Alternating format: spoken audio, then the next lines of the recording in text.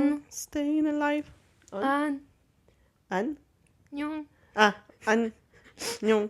Ah, c'est La yo. paix faite. Oh. La paix faite. Chariot. Kyore. 안녕하세요.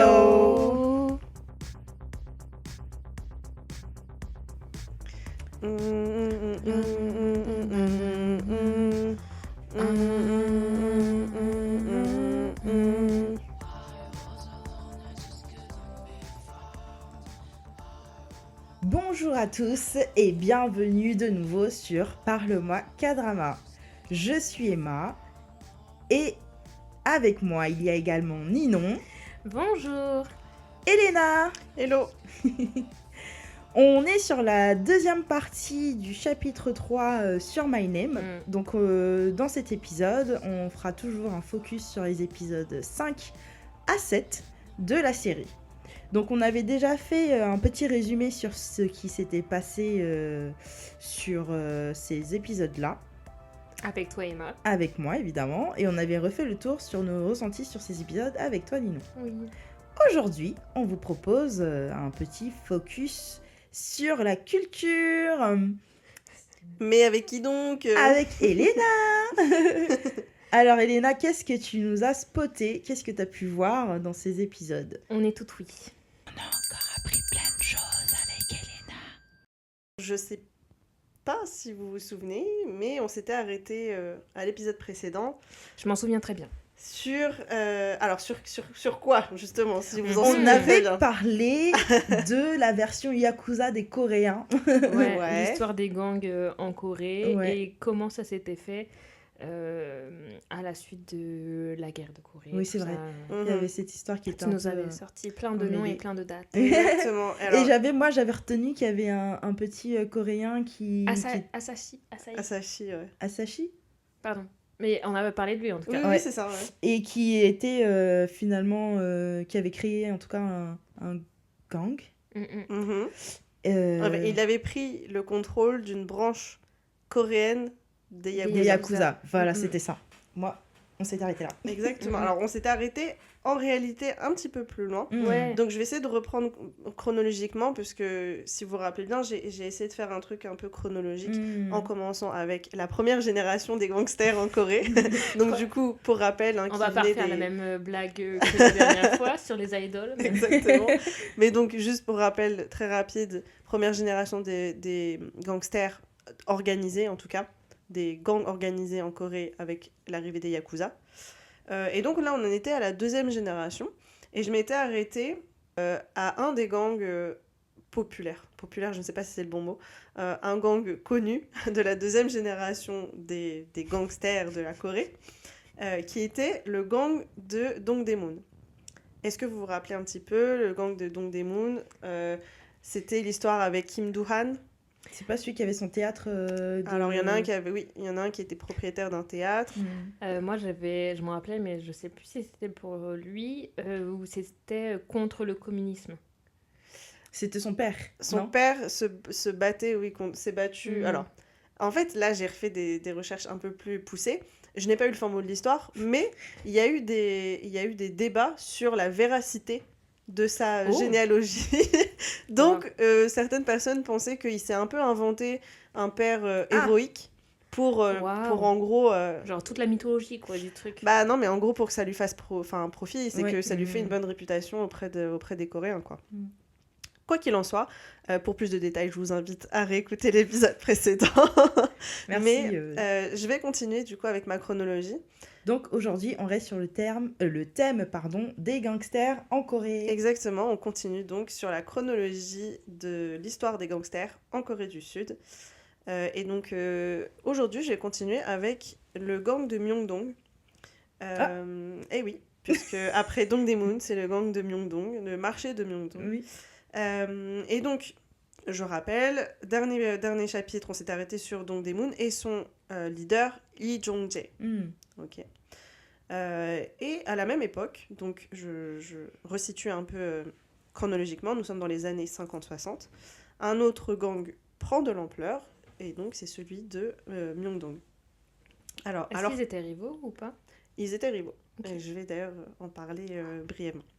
Alors que le gang de Dongdaemun concentrait principalement ses activités, comme je l'ai pu l'expliquer, sur la manipulation politique. Ils étaient très très impliqués politiquement avec le régime en place libéral de Lee Seung-man. Celui de Myeongdong, lui, va se porter beaucoup plus sur des activités économiques, donc l'argent. Il était dirigé par 2 leaders principaux, Lee Hwa-ryong et Lee Seung-sun, a.k.a. Shirasoni, dit le lynx. Waouh. Shirasoni. C'est le lynx. Il faut croire. Je t'avoue que je ne Après, suis pas allée vérifier.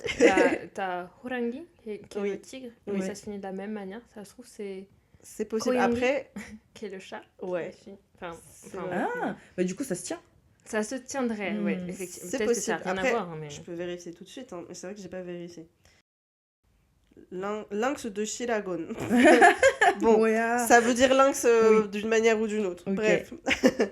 Donc ces 2 leaders principaux venaient de la Corée du Nord. Ah. Alors, a priori, ils étaient réfugiés de la Corée du Nord. C'est-à-dire Ok. qu'ils ont dû fuir la guerre et fuir le territoire nord-coréen. Et sont venus s'installer en Corée du Sud. Et ils étaient reconnus comme de féroces combattants. Lee Hwa-ryong a pris le contrôle du marché de Myeongdong après le départ des Japonais. Donc une fois que les Yakuza et les marchands japonais ont quitté le territoire coréen, il en a profité pour récupérer le contrôle de ce marché. Un marché classique ou un marché Oui, noir? oui, c'est un On marché... est d'accord que même aujourd'hui, moi, ça me parle, hein, Myeongdong. Hein. Ah, Myeongdong, c'est le quartier, C'est un un quartier, quartier très touristique aujourd'hui. C'est Oui. juste à côté de Namsan Tower. Et c'est un quartier... alors, il est connu pour ses allées de street food Oui. la nuit. Oui. Et surtout pour des magasins de beauté. K-beauty. Ouais, K-beauty, etc. Donc oui, c'est un quartier très connu. C'est le encore. même, tu crois ou... Je pense qu'il n'existe plus. Parce qu'il y a un marché pas très loin, celui de Namdaemun, Oui. mais du coup c'est différent. Ok. Mais je ne pense plus que le Dont tu marché de parles. Myeongdong sous la forme dans laquelle je Ouais. l'évoque n'existe plus Ok. aujourd'hui. Je ne suis pas sûre, Oui. mais il me semble. Et le Lynx, quant à lui, dirigeait la branche de Busan. Parallèlement, les choses bougent un peu du côté du gang de Dongdaemun également, puisqu'on rappelle, hein, c'est des gangs qui sont rivaux, qui ont une activité à la même époque. Lee Jong-jae, qui est donc le leader de ce gang, a décidé de se concentrer sur une carrière politique. Ils veulent tous apparemment se diriger vers la politique. Hein. C'est dingue cette histoire. Spoiler alerte, ça ne marche pas trop pour lui. Il perd en plus progressivement son contrôle sur le gang au profit de Im Hwa-soo, donc un autre leader que j'avais évoqué un peu plus tôt du gang, qui réalise, je le rappelle, qui réalisait des films de propagande en faveur du parti libéral en place. Et sous son contrôle, le gang devient, on va dire, de plus en plus violent, ou en tout cas, il est impliqué de plus en plus dans des attaques terroristes à l'encontre des protestataires, des opposants politiques et des célébrités, et cela toujours au profit du gouvernement en place. Cela, entre autres, parce qu'il y a l'atmosphère de l'époque, dans la vie de tous les jours des Coréens, était assez mauvaise. Hein. On rappelle qu'ils sont quand même sous un régime totalitaire. Donc cela déclenche un ras-le-bol dans la population, et en avril 1960 a donc lieu des manifestations étudiantes pour protester contre le gouvernement corrompu. Et en faisant mes recherches, je me suis rendu compte quand même que dans l'histoire de la Corée, les manifestations étudiantes étaient souvent précurseurs, Oui. en France, Ouais, je sais pas si le Sœur, féminin, ça marche. précurseurs de grands changements politiques en Corée. Mais après, de manière générale, même en France, hein, je crois qu'en 1968, là, en France, mai 68, c'était aussi à la base les syndicats, donc étudiants, et après parallèlement les syndicats style CGT, choses comme ça. Les syndicats, ouais. Mais à la base, c'est quand même les étudiants, parce que c'est comme ça. La souvent, fougue de la jeunesse. parce que les manifestations, ça passe beaucoup par les étudiants. Après, je ne sais pas si c'est aussi significateur que en Corée, dans le sens, est-ce que ça va changer autant qu'en Corée, par exemple? Est-ce que ça provoque de changements aussi importants? Ouais. Bah, il me semble, enfin, juste pour faire le parallèle, peut-être avec Reply 1988 qu'on avait Ouais. fait avant, c'était pareil, les manifestations avaient été Oui. menées Oui, c'est pour ça que par je les disais, étudiants. j'avais l'impression que ça, en tout cas, ça joue, Mais- ça a une place importante dans la vie politique. Mais d'ailleurs, tu n'avais pas parlé de ces manifestations Si, de j'avais 60 évoqué brièvement, mais on avait surtout parlé de celles des années 80, 80, du ok. coup, puisque c'était forcément La plus en période. phase avec la période du drama. Donc, ces manifestations, elles vont être violemment réprimées, et cela entraîne la mort de nombreux manifestants. Et cet événement, ça va être un élément déclencheur de la Révolution d'avril, qui a été la base de la démission de Issingman. De la Avril. Révolution. La base de la démission. Ah, pardon, j'ai Ouais. compris de la base de la Révolution d'avril. Bon, c'est une Ouais. révolution aussi, hein, mais... Oui, c'est la Révolution d'avril, pardon. Ah oui, ok. Bon, Oui. Révolution, c'est un mot fort quand même. Oui, oui. Oui, parce que ça va entraîner un changement majeur, Radical. puisque je vais y venir, mais ça va provoquer un changement de république. Donc, Révolution d'avril, base de la démission de Lee Syngman, qui, je rappelle, était le premier président élu de Corée du Sud, donc avec la première république de Corée du Sud. Et cela signe donc la fin de 12 ans de régime autoritaire et la mise en place de la seconde république de Corée du Sud. Ok. Mais celle-ci va être de courte durée, puisque dès le 16 mai 1961, un coup d'état militaire est mené par Park Chung-hee. J'en avais aussi parlé brièvement dans une palle. Oui. Et ce qui se conclura par le début de la Troisième République de Corée. Ça allait vite. Ouais, et l'établissement d'un gouvernement militaire en 1963. Mhm. Donc juste 3 années, 2 ans plus tard, Ouais. on change déjà de république. Donc à cette époque-là, ouais, c'était très mouvementé le paysage politique en Corée du Sud. Et ce nouveau gouvernement, alors tout ça, j'ai un peu digressé du côté politique, mais ça a un lien. Ce nouveau gouvernement, il entend bien faire cesser le règne des gangs sur les rues de la Corée du Sud. Donc là, c'est plus sponsor des gangs. Ah ouais, non. ok. Là, pour le coup, justement, ils sont à l'extrême opposé, c'est-à-dire que Ok. justement, le peuple coréen en avait assez de subir, en gros, les méfaits de gangs qui étaient au service du régime en place. Et donc, il y a eu un rejet total de... Ok. Nouveau, Même de la part des nouveaux militaires. gouvernement et tout. Voilà, Ok. oui, les militaires, justement, étaient là pour remettre de l'ordre. Même si, bon, je pense pas que ça a fait du bien. C'était pas forcément une période facile non plus, je pense. En tant qu'habitant. Oui. En tant que, habitant de Corée à cette époque-là. Et donc, un procès de grande envergure est organisé pour mettre fin à la corruption et au crime organisé. Un procès, c'est-à-dire Un procès avec des juges. Ok, du coup, ils ramassaient les gens, en fait. En fait, ils les ont... c'est l'occasion de rédiger nos mots. Embarqués. Ils les ont embarqués. Emma, comment on dit embarqués? Oh, la colle. Attends. Dans la panique, elle a pris son téléphone pour aller re-regarder. Alors déjà, oui. attraper, chapta. Chapta, et du coup, on avait dit Coffret. coffret embarqué, c'était... Teliogada. Ah oui, c'était ça, Teliogada. Mm. Tout à fait, t'as bien suivi. Et donc, ce procès, en fait, ça va très mal finir pour Lee Jong-jae, qui, je rappelle, était le leader du gang de Dongdaemun, puisque, à l'issue de ce procès, il est reconnu coupable d'une liste longue comme mon bras d'actes criminels, et il est condamné à mort. Rien que ça. Ah, Est-ce que la peine de mort, je me rappelle plus si on en a déjà parlé, elle est encore autorisée en Corée? Il me semble que oui, Mais ils ne l'utilisent pas. il l'utilise peu.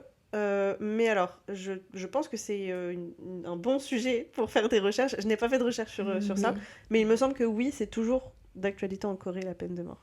Parce que j'avais Je veux vu, pas dire de mais je bêtises, sais plus si c'est le Japon ou la Corée, ou parce que je crois qu'au Japon aussi, c'est toujours, il y a toujours la peine de mort, mais qu'en soi, dans les faits, ils l'utilisent pas, quoi. Enfin, Oui. bon. Bah, Mais c'est comme en France, au final, quand la peine de mort a été abolie, il y avait, sur les dernières années avant l'abolition, il y avait très peu de gens qui étaient réellement condamnés à Mais mort. dans les faits, c'est quand même important de savoir si la peine de mort est toujours légale, enfin, est toujours d'actualité dans un pays. Ça démontre beaucoup de choses quand même, je trouve. Oui, c'est sûr. alors de ce que je vois, pause, bien qu'aucune condamnation n'ait eu lieu en 2018, Une personne a été condamnée à mort et 61 individus demeurent sur le couloir de la mort. Mais il n'y en a pas dans les faits. Donc ça veut dire que c'est quand même... Ça, c'est pas aboli. C'est toujours en vigueur. C'est toujours en vigueur. Oui, là j'ai vu aussi sur Amnesty, ils disent que donc c'est toujours d'actualité en Corée du Sud, mais les peines de mort ne sont pas appliquées et la dernière peine de mort remonte à 1997. Ouais. Ok. Donc voilà, c'était une petite digression. donc notre Lee Jong-jae, leader de Dongdaemun, il est condamné à mort. Et comment dire, Son successeur sa déchéance, pardon. Ah. Sa déchéance ne s'arrête pas là, c'est pas suffisant pour le peuple coréen, puisque suite au verdict, il sera forcé, avec d'autres gangsters, de faire une marche de la honte dans les rues de Séoul. Est-ce qu'on se rappelle de Game of Thrones ? Exactement, j'ai pensé à ça. Shame. Donc il est forcé de faire une marche de la honte dans les rues de Séoul en portant une pancarte. Alors pas lui personnellement, mais des personnes portaient une pancarte. Je vous invite à aller sur le Namu Wiki de Lee Jong-jae, puisqu'il y a une image qui illustre très bien cette parade. Et donc sur cette pancarte, on pouvait y lire, alors en coréen, 나는 강패입니다. Ouais, 강패. On avait vu ça, 강패. Voilà. 국민의 심판을 받겠습니다. Et donc ça veut dire... Je paye. Alors ça veut dire je suis un gangster. Oui. 나는 강패입니다. Et 국민의 심판을 받겠습니다. Ça veut dire je vais recevoir le jugement du peuple. Okay. Voilà. Donc les filles, si vous voulez voir l'image... Donc là, c'est Lee Jong-jae, donc on voit que c'est lui parce qu'il a un gros papier sur son torse où il y a écrit Lee Jong-jae. Et voilà, donc on voit, il est entouré de militaires qui suivent la procession, qui entourent la procession. Et derrière lui sont alignés de nombreux autres gangsters, et avec ces banderoles et ce message on ne peut plus clair. Le jugement du peuple, c'est dur quand même. Enfin, c'est même pas et je suis ici pour... expier mes fautes. Voilà, c'est ça. C'est vraiment... le peuple va juger. Enfin, ça... Ouais. C'est fort. Ouais. Donc voilà. Et lui, il était lié à la corruption politique, c'est ça ? Oui, c'est ça. Okay. En tout cas, il a essayé... C'est pas celui du marché. C'était aussi un marché, donc des mots. mais en tout cas, il a essayé d'avoir une carrière politique. D'accord. Aussi, qui a échoué. Et ça a été le début de la fin pour lui. C'était l'ambition de trop, peut-être. Ouais. Bah, en fait, je pense qu'il a essayé de suivre les traces de Kim Do-han, qui était, je rappelle, un peu son père mentor. spirituel. Non, mais en fait, c'est celui qui l'a poussé dans cette voie. Donc, pour Kim Do-han, ça a plus ou moins bien marché. Il a eu une carrière politique, hein. J'y reviendrai après. Mais pour Lee Jong-jae, non, ça a pas pris. Ok. Et donc il est mort à la suite de sa condamnation. Alors, il a été donc condamné à mort, mais... donc il a fini en prison avant sa condamnation à mort, et au final, désolé, trigger warning, c'est pas très joyeux, il finit par se pendre en prison en 1961. Donc il a fini par mourir effectivement, mais pas de la peine de mort. Mais de ses propres mains, il n'a pas été jugé par la justice. Voilà. Et donc suite à ce procès, c'est pas le seul à tomber, hein. Lee Hwa-ryong, qui je rappelle était le leader du gang de Myeongdong. Quant à lui, il est aussi arrêté et il va être emprisonné à 2 reprises.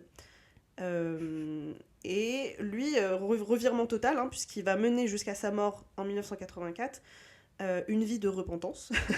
Et il deviendra même pasteur. Waouh. Et a priori, ça je mets des guillemets parce que c'est des infos que je trouve, mais bon, j'ai pas vu les sources.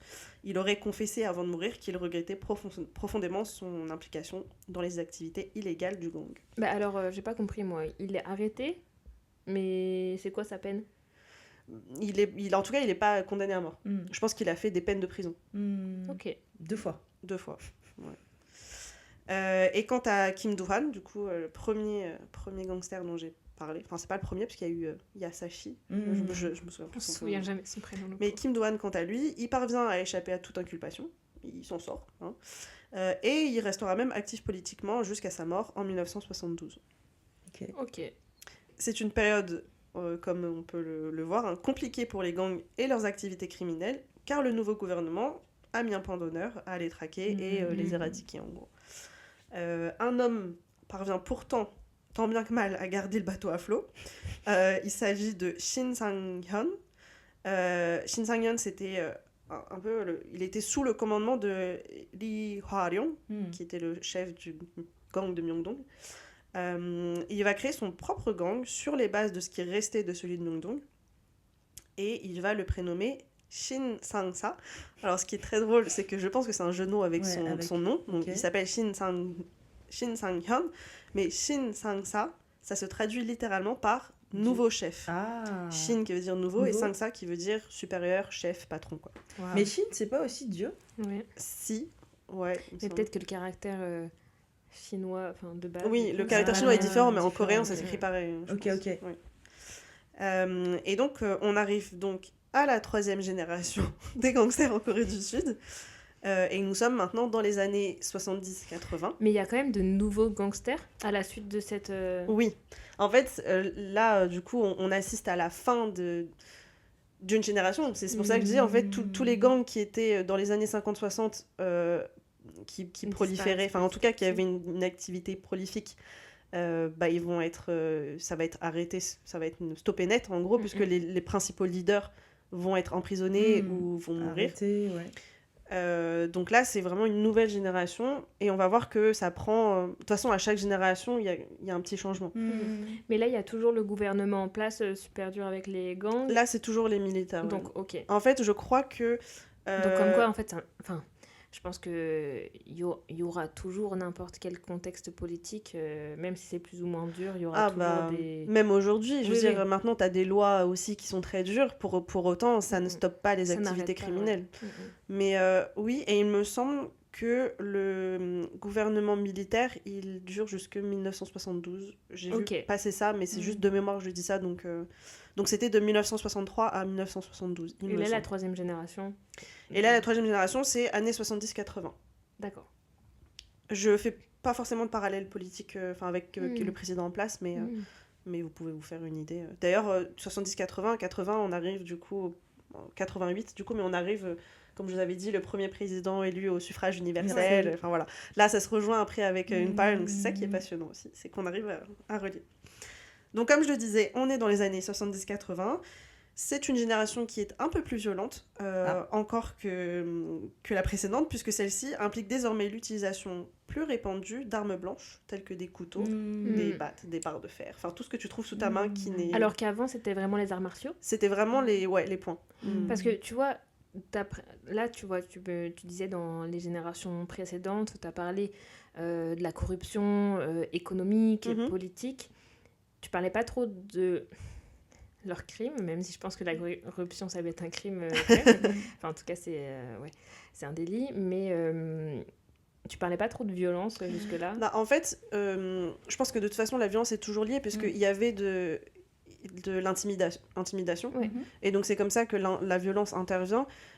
Surtout dans les premières générations des gangsters, tu te faisais ta place, ou en tout cas tu te faisais ta réputation si tu étais un très bon combattant. Donc c'est-à-dire que c'est pour ça que j'ai précisé, c'était pas juste pour la blague, quand je disais ils étaient réputés pour être des féroces combattants, c'est qu'ils s'étaient construit une réputation parce qu'ils s'étaient battus contre des gens. Alors après, ça crée des légendes, voilà. Chaque personne va s'inventer des exploits peut-être exagérés, mais tu vois, il va y avoir des histoires, enfin en tout cas dans ce que je retrouvais, des histoires de il s'est battu contre 40 mecs, il a réussi à tous les vaincre, il a jamais perdu une seule bataille, enfin voilà. C'était vraiment dans la force brute, entre guillemets, et là on assiste plus à l'utilisation d'armes blanches, et donc ce qui explique la recrudescence de la violence. Mais ça, on le voit un peu quand même dans My Name, où certes, bon, il y a l'influence plus morale ou économique avec la drogue, tout ça, mais on voit quand même qu'ils sont super forts. Physiquement, ils sont super forts. C'est pas juste l'influence économique ou... on voit bien que dans leur camp d'entraînement, ils s'entraînent à se battre physiquement. La force physique est super importante, et comme on le disait... on va pas utiliser de revolver, de choses comme ça, qui est un peu plus déséquilibré. C'est physique. Bon, et couteau, arme blanche, t'as quand même c'est quand même du combat rapproché. Donc Oui, c'est... oui. En fait, du coup, je pensais le lier, et ce sera peut-être un sujet que j'évoquerai dans le dernier épisode, mais je voulais parler de la régulation des armes en Corée. Alors, si on fait le parallèle forcément avec les États-Unis, tu vois tout de suite la différence. C'est-à-dire que aux États-Unis, les armes circulent un peu librement, voire très librement. Très facilement. Et donc forcément, plus facilement en tout cas. Oui. Et donc forcément, les activités criminelles, elles vont être beaucoup plus liées à l'utilisation de ces armes. Là où en Corée, c'est quand même beaucoup plus contrôlé, donc plus difficile de s'en procurer. En France, l'utilisation des armes est très contrôlée, mais dès qu'il y a des soucis, ça se passe avec des armes. Oui, mais je pense qu'on a moins la culture arts martiaux aussi. Oui, il y a de ça, je pense. Et aussi l'introduction des armes, etc. Je trouve que ça reste quand même assez récent. Dans le sens où, en France aussi, dans les activités criminelles, là, l'arrivée des armes, les calages, machin, tout ça, oui, t'entends beaucoup parler, genre, j'en sais rien, à Marseille... mais partout, en fait, au final, en France. Mais dans les tueries, de manière générale. Mais je pense que c'est suite à l'influence des États-Unis. Ouais, c'est suite à l'arrivée de l'influence américaine. Ok. Et juste pour revenir très rapidement sur les activités dont tu parlais, du coup, du côté du gang de Dongdaemun, où je disais qu'ils étaient beaucoup plus dans la corruption politique, en fait, c'était surtout de l'intimidation. Oui. Donc c'est là où la violence intervenait. Oui, du côté je parlais du gang de Myeongdong qui se concentrait plus sur des activités économiques. Là, ça allait plus être des escroqueries, tu vois, genre financières, etc. Ou même peut-être la vente de choses illégales. Aussi, donc je continue. Et justement, j'y viens. C'est bien parce que ça a fait une bonne transition. C'est une période également qui va être plus florissante financièrement, car les gangs vont désormais tout miser dans le développement de business, je fais des guillemets en l'air, légaux, qui sont principalement dans l'industrie du divertissement, donc les boîtes de nuit, les karaokés, les salons de massage, dans la finance et dans la construction.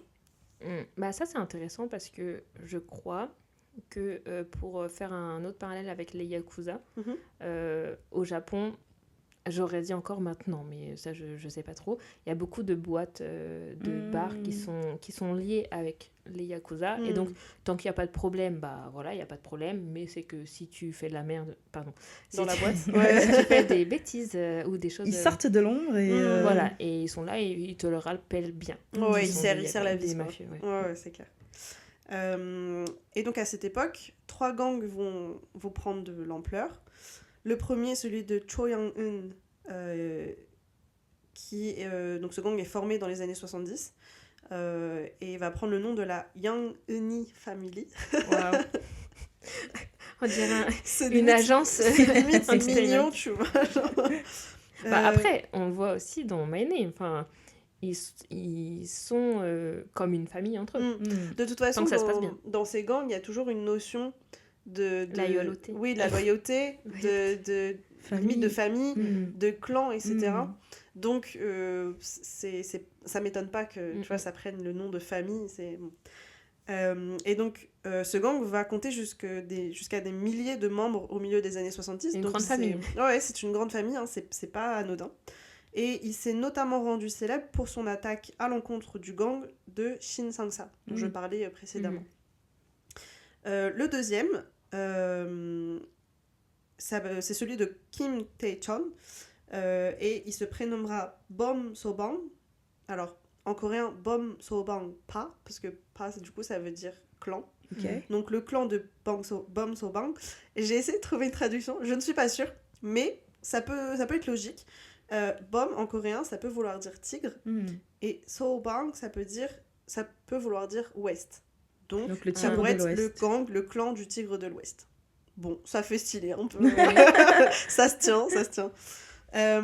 Et enfin, le troisième, celui de Lee Dong-jae, et son gang à lui se prénommera Obi Dong-jae Group. Je n'ai pas fait plus de recherches que ça, je ne sais pas pourquoi Obi, mais Star Wars.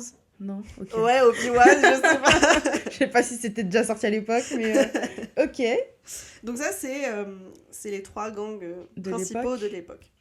Et ils vont dominer donc les activités criminelles organisées dans les années 70 à 80. Mais contrairement à leurs prédécesseurs,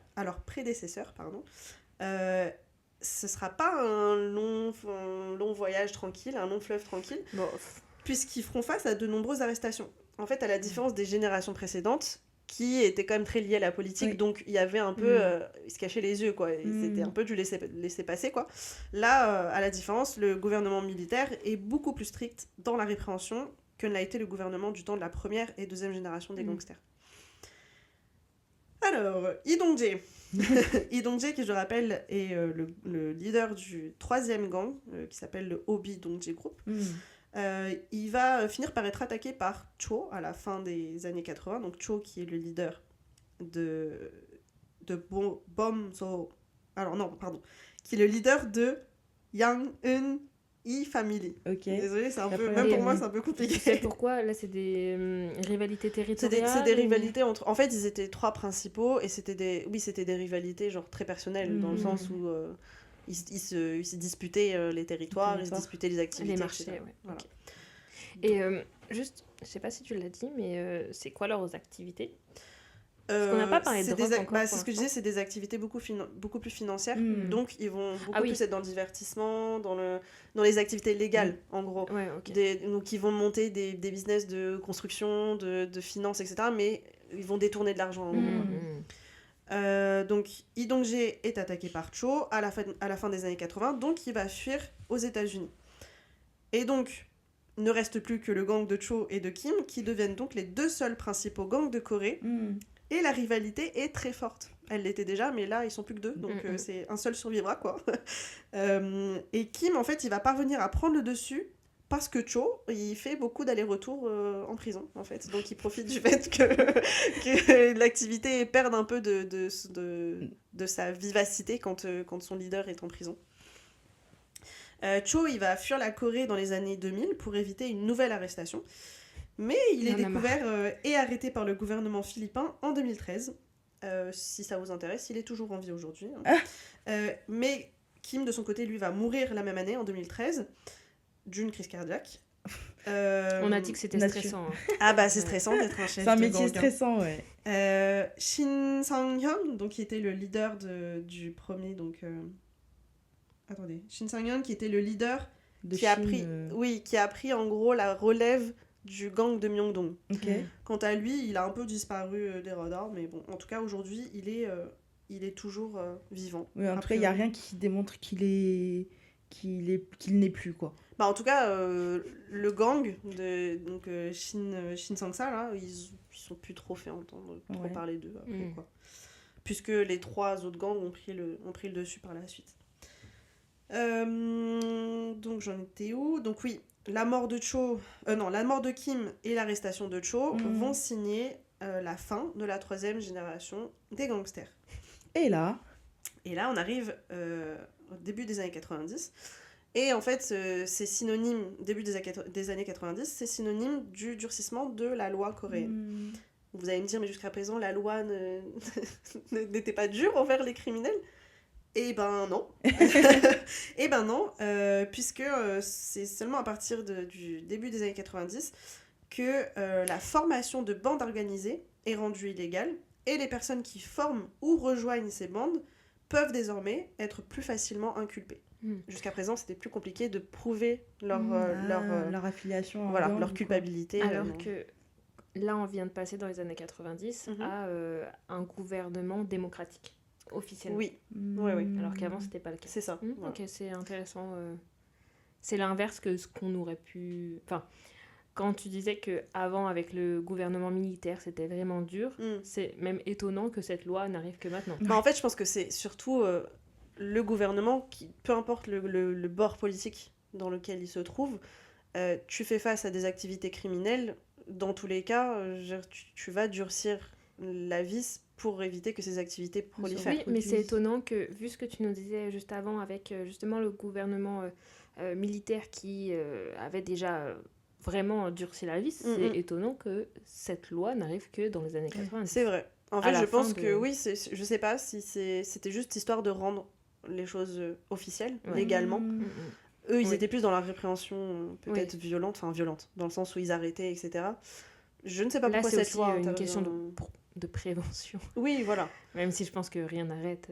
Si tu veux faire des activités illégales, la loi ne va pas t'arrêter. Mais Oui, au moins, voilà. ouais. C'est pas parce qu'il y a une loi que les activités vont s'arrêter. Mais... Oui, mais potentiellement, on peut penser, espérer en tout cas que ça ralentisse. Oui. Et donc, nous arrivons aujourd'hui. Donc, il existe encore aujourd'hui de nombreuses organisations criminelles, mais elles sont loin d'avoir l'influence qu'ont pu avoir les précédents gangs.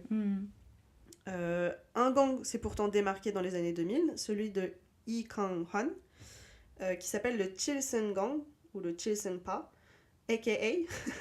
On voit que là, du coup, on arrive années 2000, globalisation, etc. Seven Star Mob. Ils ont vraiment un nom anglais. Oui. Je sais pas si c'est la traduction ou si vraiment ils se sont fait connaître aussi à l'international par la Seven Star Mob. C'est très drôle. Mais donc, pour nos auditeurs français, ça se traduit par le gang aux 7 étoiles. Voilà. La principale source de revenus de ce gang était l'extorsion et le blackmail. Alors, le blackmail, qu'est-ce que c'est ? C'est le fait de demander de l'argent ou un avantage à quelqu'un en échange de ne pas divulguer des informations compromettantes qui concernent cette personne. Blackmail, chantage. C'est chantage, oui, c'est du chantage. Mais du coup, c'est très drôle. Ça, c'est j'ai un peu l'impression modernisé. Ah bah oui, c'est... On parle de génération, donc en fait, ils évoluent aussi avec le temps. Et là, de nos jours, j'en arriverai à la fin. Oui. Mais oui, ça suit les évolutions technologiques. Donc oui. Mais tu n'as toujours pas parlé de drogue. Et ça arrive. Moi je suis là, je le fais. Et donc le leader de ce gang, donc le gang aux 7 étoiles, il est arrêté en 2010 pour avoir extorqué 400 millions de won, rien que ça, au PDG d'une entreprise de construction. Au passage, il l'a fait agresser par des membres de son gang, tout en le menaçant de le tuer s'il mentionnait son nom à la police. Évidemment, ça c'est la base. Ça reste dans le thème. De nos jours, les membres de gangs sont surtout associés à des crimes allant du trafic sexuel à la contrebande de drogue, au cambriolage, à l'enlèvement contre rançon et à l'extorsion. Ouais. Donc c'est des activités qu'on connaît un petit peu mieux, on va dire. Cambriolage ? Oui, écoute, toutes les manières sont bonnes pour avoir de l'argent. C'est dingue. Alors... Est-ce qu'aujourd'hui, il y a aussi il y a des noms de gangs qui ressortent aujourd'hui où ils sont vraiment plus discrets? Alors, c'est mon dernier point, mais en gros, il n'y a pas vraiment de gang qui se démarque dans le sens gang de rassemblement organisé de personnes sous une même, loyaux à une seule personne. Quoi. C'est pas vraiment le modèle actuel, quoi. En tout cas... C'est des indépendants.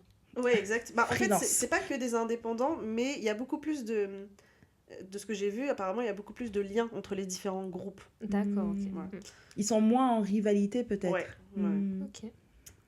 Et donc, en 2007, une enquête a été réalisée et ça a démontré que 109 détenus incarcérés pour des activités criminelles organisées étaient tous impliqués dans des affaires d'extorsion, la plupart du temps dans des bars, des boîtes de nuit et des salles de jeu. C'est marrant, oui, en parlant de salles de jeu.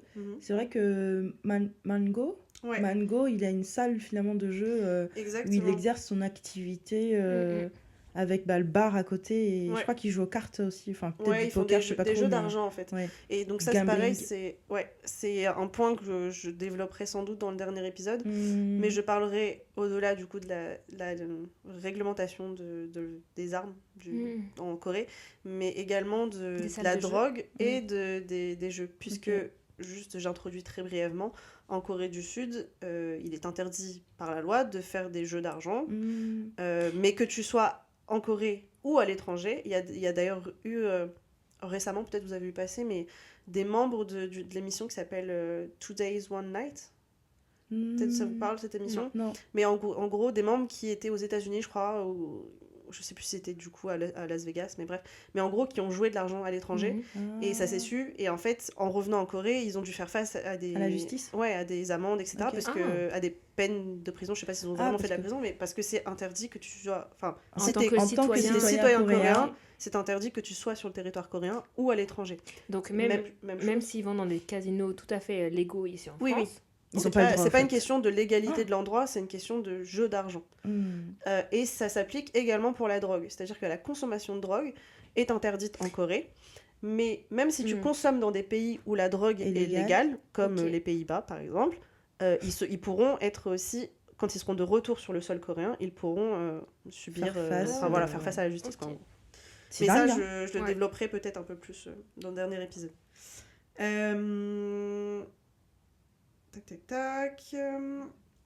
En 2024, donc ça, ce sera mon dernier point, et donc c'est le point le plus récent dans l'histoire des gangsters de Corée. En 2024, il y a eu une grosse affaire qui a permis d'interpeller plus de 3000 membres de gangs modernes, donc les Chokpo. Et donc, 546 d'entre eux ont été détenus. Et il y a une tendance qui s'affiche un peu, c'est que la majorité d'entre eux ont moins de 30 ans. Et donc, en Corée, on les surnomme les MZ Gangsters. C'est là MZ, c'est quoi, la génération millénium? Alors, Gen Z, donc c'est effectivement la M de MZ, c'est pour Millennials, et Z, c'est pour la Gen Z. Wow. Donc, pour rappel, Millennials, dans l'ordre, c'est les personnes nées entre 1981 et 1995, et la Gen Z, c'est les gens nés entre 96 et 2005. Voilà. Et donc...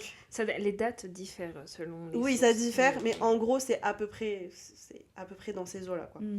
Et donc, en tout cas, en Corée, ils sont appelés les gangsters, MZ Gangsters. C'est MZ CD, c'est la génération... Enfin, CD, c'est la... CD. Je pense que c'est une génération. CD en coréen ou CD? Oui, CD en coréen. Mais en tout cas, c'est pour parler effectivement de tranche d'âge. Okay. Et donc, la tendance démontre que de plus en plus de personnes jeunes, bon, souvent des hommes, des hommes jeunes, rejoignent des activités illégales pour faire des activités criminelles. Oui, vas-y. Et non, juste pour finir, du coup, ces activités illégales, a priori, c'est des activités qui concernent directement les citoyens. Je précise mon propos. Il s'agit d'extorsion d'argent via des sites de jeux d'argent et de hasard, donc de gambling, quoi, et de l'hameçonnage par téléphone. Ok. Voilà. Et donc ça, ils ont des groupes organisés où ils vont avoir des centres, des call centers. Enfin voilà, c'est... Je pense qu'il y en a aussi en France, des call centers comme ça. Tous les jours, on reçoit des appels. C'est insupportable. Mais tu vois, je pensais pas qu'en France... Enfin après, c'est pas un milieu qu'on connaît, heureusement, mais je pensais pas que c'était... Enfin, en France, pour moi, c'était juste un petit groupe de personnes comme ça et pas forcément parfois, c'est très très bien organisé. Okay. Il y a un chef et tout. Après, par rapport à tout ce que tu as dit, je suis assez... je sais pas que je suis étonnée, mais du coup, ça me fait poser question parce qu'aujourd'hui, peut-être que tu en parleras du coup la prochaine fois, je me demande... Parce qu'il y a des arnaques aussi, il me semble, à Séoul, où les gens, ils t'arrêtent dans la rue, mais c'est par rapport à... Des sectes? Ouais, c'est plus des sectes, ça. Des fois, tu vois, ils t'arrêtent en te disant, oui, c'est pour une cérémonie de Jessa, par exemple, pour les ancêtres, il faut que tu le fasses, etc. Ou parce que nous sommes des étudiants. Enfin, il y a des petites arnaques un peu bizarres que tu comprends pas forcément quand t'arrives en Corée. Et je me suis demandé si ça faisait partie peut-être d'un espèce de groupe pas des gangsters du coup, parce qu'il y a moins de violence, c'est vrai, mais de bandes organisées. Si tu considères que les activités sectaires sont des activités... Enfin oui, c'est criminel, mais je sais pas pourquoi, pour moi, ça rentre pas dans le domaine des gangsters. Ouais, je comprends. En fait, pour moi, c'est vraiment une chose à part. C'est une réalité, c'est une chose qui existe en Corée. Alors, je pourrais en parler, plus en détail dans le dernier épisode. Mais pour moi, c'est plus des personnes qui veulent, là, pour le coup... si, parce qu'en vrai, quand t'es dans une secte, tu peux être abusé financièrement.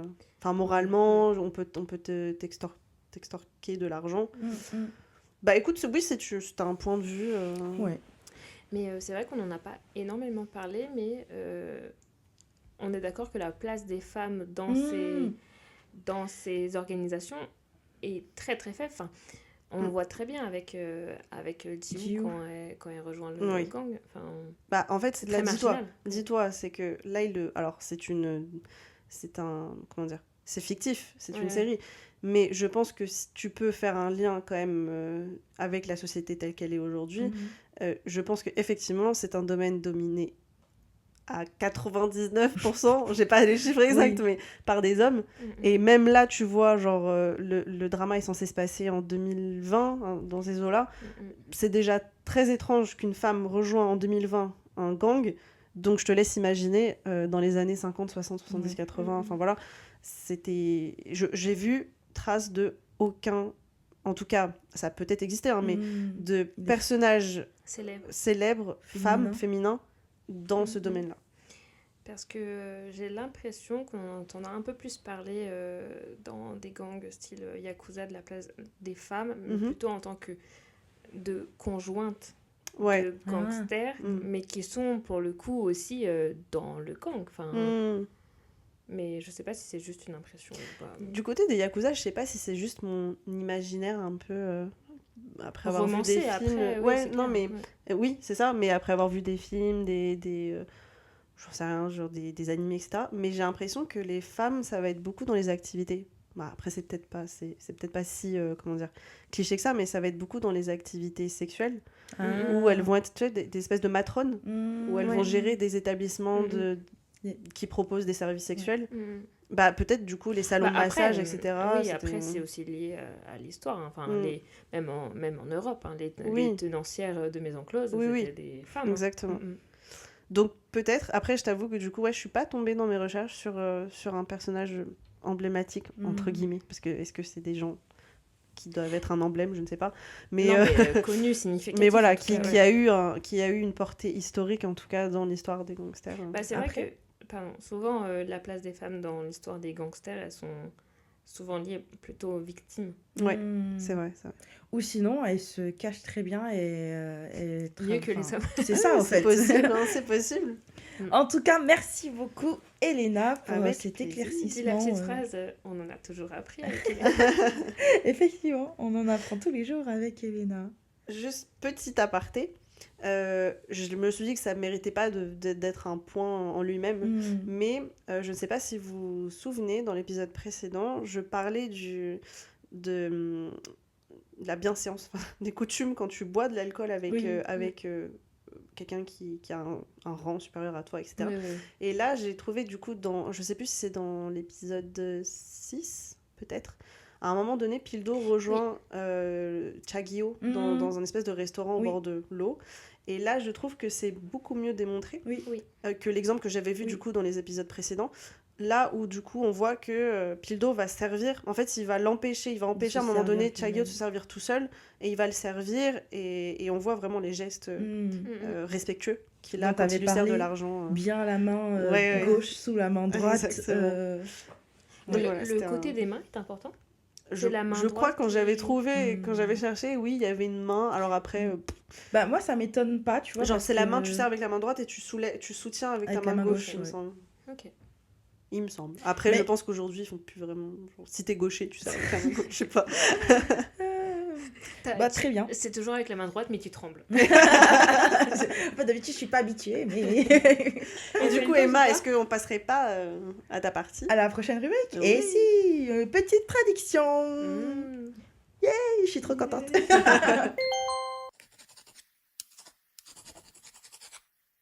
Bon alors, les filles. La dernière fois, je vous avais fait un petit exercice sur retrouver un mot, un terme, un vocabulaire en particulier. Et aujourd'hui, je vous refais la même. J'étais très nulle, moi, ce jeu. Alors, donc j'ai sélectionné quelques moments clés qui ressortent le terme que je voulais vous faire deviner. Donc, je vais essayer de vous passer. Donc, dans ces épisodes-là, dans ce chapitre, il y a quelque chose qui se brise durant les épisodes. Et en fait, je voulais trouver avec vous ce qui se brisait pour les personnages. Ça fait beaucoup d'indices, là, quand même, pour vous, je trouve. Alors, c'est parti. Attends, tu veux qu'on trouve le mot ? Oui. De briser. Il y a quelque chose de brisé. Et c'est ce quelque chose... La confiance. La confiance. Je savais que je donnais trop d'indices. Mais on ne sait pas comment le dire en coréen. Ah, Donc, on est à l'épisode 5. On timestamp peut-être 9 minutes et demie de l'épisode. Et Moojin vient de sauver Jiwoo au péril de sa liberté. Au péril de sa vie même, j'ai envie de dire. Son bras droit est assez choqué et il laisse entendre que ça l'agace un peu... qu'il mette autant sa vie en danger pour Jiwoo, quoi. Enfin, qui est-elle? Bref. Mais serait-il pas jaloux? Moi, je pense qu'il est un peu jaloux. Mais du coup, Moojin, il rétorque quelque chose à Taeju à ce moment-là. Je vous laisse écouter ce qu'il lui rétorque. Je vois tout à fait. 태주야. 태주야!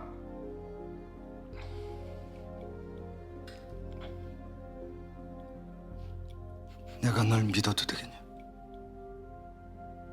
Voilà, il ne dit qu'une phrase, je vous la répète, avec mon petit accent pas du tout on point, mais on essaye. Donc, il crie « Taejuya, Taejuya, 내가 널 믿어도 되겠냐 ?» Je recommence. Midado. Taejuya, 미도데. 내가 널 믿어도 되겠냐? Taejuya, je peux te... Mita. Mita. Ah, c'est un verbe? Oui. Oui, Avoir confiance en. Mita. Enfin, peut-être que je le dis mal, mais c'est... Il y a un D. Mita. Mita, ouais, c'est ça. Mm. Alors, il y a un autre moment où ce terme revient. Pluto, il dit à un moment, non? À un moment, il Euh, écrit ça. en tout cas, le moment que j'ai choisi, on est à 14 minutes 6 de l'épisode 5 toujours. Ok. Et là, c'est Moojin qui est au temple et il parle avec le moine. Et là, le moine, il s'inquiète un peu pour Moojin qui est déjà très vulnérable. On en a parlé dans l'épisode précédent. Il est très vulnérable. Dans le chapitre précédent. Dans le chapitre précédent, oui. Enfin non, c'est le même chapitre, mais la partie précédente. Oui. La partie La précédente. partie précédente. Donc c'est un moment où il est très vulnérable. Et le moine pose une question un peu... Enfin, elle n'est pas étrange, mais il pose une question. Mais le moine, je pensais que c'était un gangster repenti, moi. Mais en fait, pas du tout, c'est juste un médecin, un vrai moine. C'est pas lui le médecin. Ah, c'est pas lui? Non, en fait, il y a un médecin, ils le disent, parce qu'à un moment donné, ils disent il y a un médecin qui A exercé... est venu dans le temple pour soigner un quinquagénaire. Lui, il est juste...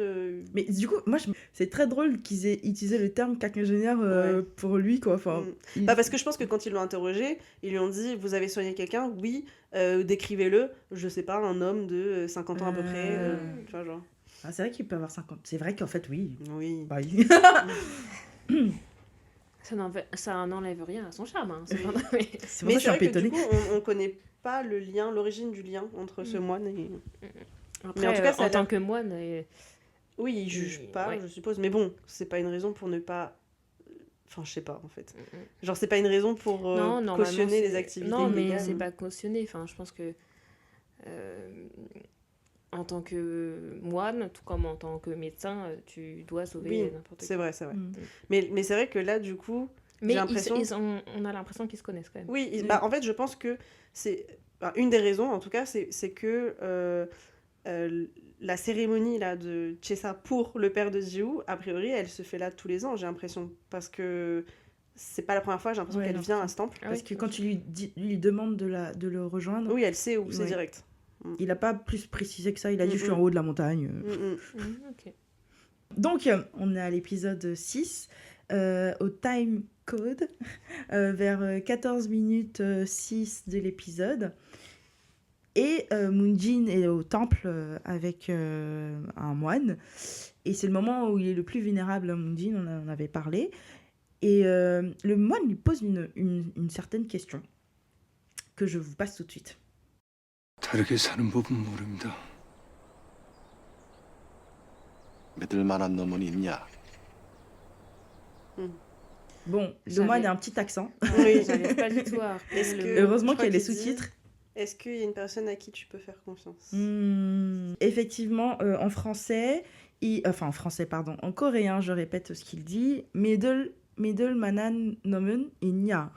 Avec l'accent Inya. inya. Donc, y a-t-il quelqu'un en qui tu as middle?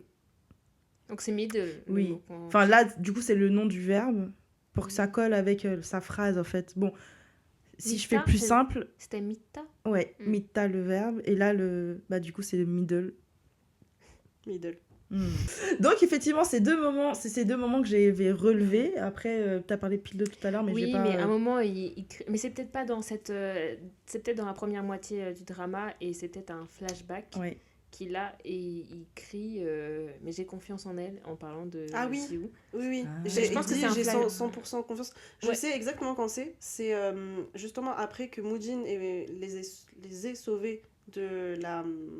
Ouais, de la ouais, machine, du là. machin. Et elle est à l'hôpital. Et en gros, elle est en train de se faire hospitaliser. Ah. Elle est en train de se faire opérer. Et t'as Chagyo qui arrive devant la zone d'attente. Mm. La zone d'attente. Et Chagyo, lui, en gros, fait comprendre à Pildo en mode qu'il a encore des doutes. Il soupçonne Ji-woo. Et Pildo, il crie en jetant sa béquille.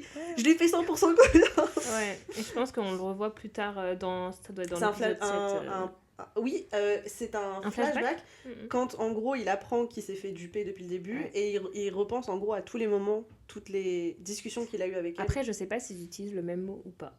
Je pense que si. Du coup, j'essaie de le retrouver. Donc, nouvelle scène débloquée.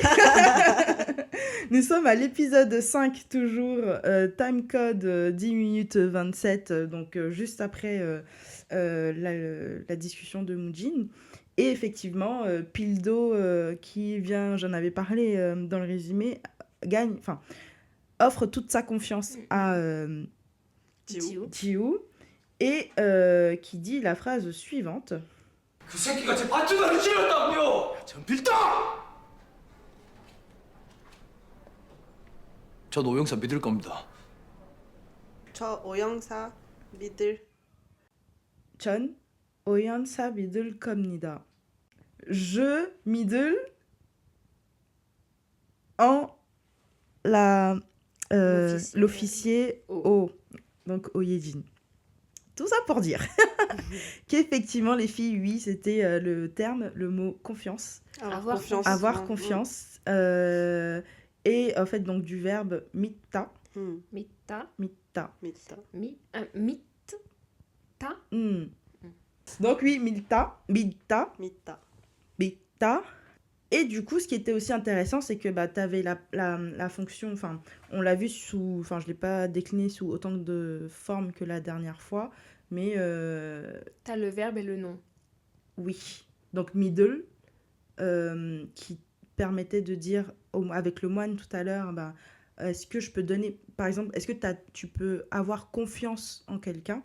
Donc il a utilisé le terme middle, donc il a chosifié Oui, une confiance. Voilà. La confiance. Et après, tu avais juste la conjugaison de mitta, Ouais, avoir confiance. avoir confiance. Mm. Midodo, pouvoir avoir confiance. Midodo tue. Midodo tue, je peux avoir confiance. Et tout à l'heure, je parlais en début de la rubrique, que c'était quelque chose qui avait été brisé, donc la confiance qui a été brisée.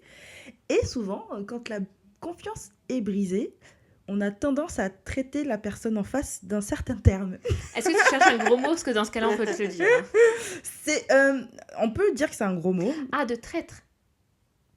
Oui, c'est vrai. Ah désolée. Et oui, tu avais utilisé un peu tout à l'heure, dans la partie première, le terme que je voulais aussi utiliser ici. Sorry. Et effectivement, Peshinda, Péchine. qui Alors. est être un traître. Donc, Elena se sentait trahie. On l'avait traduit par Peshingamel Nekida. En fait, Sauf que là, Nekida, c'est maintenant- sentir. Mais j'ai l'impression que quand tu l'utilises comme insulte, Oui. ils peuvent genre ajouter. Sale traître. Oui, Oui, genre en mode sale sale traître, traître. sale traîtresse. Justement, vous C'est- voulez que je vous passe le passage où il Ah est oui. dit Ah. Donc, on a l'épisode 7. C'est le coéquipier qui C'est le vient. coéquipier. On a attrapé Ji-woo. Jiwoo. Et en fait, l'un des coéquipiers, il est au bout de sa vie. Mm. Comment t'as pu nous faire ça, etc. J'avais envie de lui donner un coup de boulon. Quand tu mets sa tête proche de la tête de Edun, je te 아이씨, 내가 저걸 동료라고? 야, 고개 들어. 야, 너 이제 인생 조졌어. 이 배신자 새끼야. 배신. 배신자 새끼. Le fait de trahir, donc le verbe, Mm. c'est peshin hada, donc Mhm. faire, l'action de faire la trahison. Mm. Et donc le nom, donc trahison, est pour moi peshin. Ok. Et il me semble. Mhm. Oui. De toute façon, Ouais, nous ne sommes pas experts, encore une fois. c'est ce donc, que Papago a dit. Faisons-nous confiance à Papago. Il Je nous a- sais pas, C'est parce lui que qui les- nous a trahis jusque-là. Enfin, on avait confiance en vrai. lui, en fait, non. Donc voilà ce qui clôture cette rubrique. Est-ce que vous les avez envie de les dire, les mots, les filles? Non, pas vraiment. Peshin Peshinda. hada, Ouais. c'est tout ce qui est sur la trahison. Ne, Et Mita. ne. Mita, C'est c'est sûr. Avoir confiance. avoir confiance. Croire. Yeah! Ouais, bravo. Bah merci Emma sur cette rubrique encore. En fait, c'est intéressant d'isoler. Je trouve que c'est intéressant d'isoler des mots comme ça. Mm. C'est plus facile de les retenir. Mm. Je trouve quand c'est dans des contextes. Je trouve aussi. Merci à toi pour cet exercice. D'avoir la racine, je trouve ça important. Ouais. Ouais. Parce qu'au moins, même si tu connais pas la formation, La formation conjugaison. Mm. grammaticale, etc., tu peux deviner avec Mm, le mm. contexte de la Mm. phrase et juste avec le début du coup avec Oui. péchine, Péchine, tu sais que ouais. péchine ça implique une Mm, mm, trahison mm. et tu peux reconstruire avec Effectivement. Et on l'a très bien vu avec middle et Mitta. Enfin, en fait, il suffit que tu aies le radical. Ouais. Tu peux te débrouiller, en tout cas, pour faire un verbe ou pour faire un nom. Juste. Pas du tout ce qu'elle vient de dire, mais oui. Bah, Si, enfin, je veux Si, dire ce qu'elle oui. vient de dire, quoi, mais oui, c'est mais- totalement ce qu'elle vient de dire. Mais je le dis avec d'une mes autre mots. façon. Ouais, laisse-moi. Effectivement, mais je suis d'accord. Du coup, merci de. Bah, je sais Pour pas ces pourquoi- retours, même si tu te fous de moi. Tant mieux que ça vous plaise, du coup, les filles. Bah oui, ça nous plaît. Sauf quand tu te moques de Oh non. Et voilà, on vient Sur de- ces mots d'amour, quittons-nous. Sur ces mots de trahison. ces mots de trahison et de confiance. On clôture donc ce chapitre sur les épisodes 5 à 7. Il ne Voilà. reste Ouais, plus on que arrive. le dénouement. Ouais. J'ai hâte que vous voyez le dernier épisode. Bon, Emma, t'es censée l'avoir déjà vu, mais bon, toi et ta mémoire de poisson. Laisse tomber. Hein. Mais J'ai hâte de voir du coup Mais comment saviez-vous ça se qu'en vrai, déroule. les poissons rouges avaient une très bonne mémoire? D'où vient Mais- cette expression donc Mais c'est parce qu'on veut avoir bonne conscience de se dire qu'ils n'ont pas de mémoire. Parce Ah, que parce quand qu'ils ils tournent vivent... en rond. Ouais, voilà, Ouais, c'est ça. ouais, Mais c'est bon, horrible. après, ils ont une bonne mémoire. Comment bien clôturer l'épisode sur une note bien joyeuse et positive. En même temps, on a parlé de trahison, de trucs comme ça, Bah c'était oui, pas... voilà, c'est dans c'est- le thème. Oui, Ouais, c'est ça. enfin, genre, je sais pas, genre la maltraitance animale. Genre, ça te dérange pas qu'on maltraite des humains, mais les animaux, non. Non, ça me rend triste. Ouais. Allez, go. Eh bien, les filles, sur ces belles paroles de confiance et de trahison, clôturons ce chapitre. Mm. On va tout doucement vers la fin. Ouais. La semaine prochaine, on aura donc l'épisode 8 et on aura un petit invité ou une petite invitée surprise. Une grande invitée. Une grande invitée surprise. Une sage invitée, une belle invitée. Donc on, Notre modèle, quand même, on la cite plusieurs fois. hein, on l'a dans déjà ce cité, podcast, c'est donc, vrai, plusieurs fois. Vous en avez déjà Entendu parler. Peut-être Ouais. pas trop de surprises pour vous, mais du coup, on a hâte de vous la présenter. Ouais, nous aussi. Ouais. En attendant d'avoir Notre special guest. notre special guest, oui, on clôture donc ce chapitre 3 avec les épisodes 5 à 7 et on se retrouve la semaine prochaine sur l'épisode 20. Merci. Chapitre 4, L'épisode 20. L'épisode 8. l'épisode 8. On se retrouve la semaine prochaine avec l'épisode 8. Oui. Merci beaucoup de nous avoir écoutés. Tsu라 주셔서 감사합니다.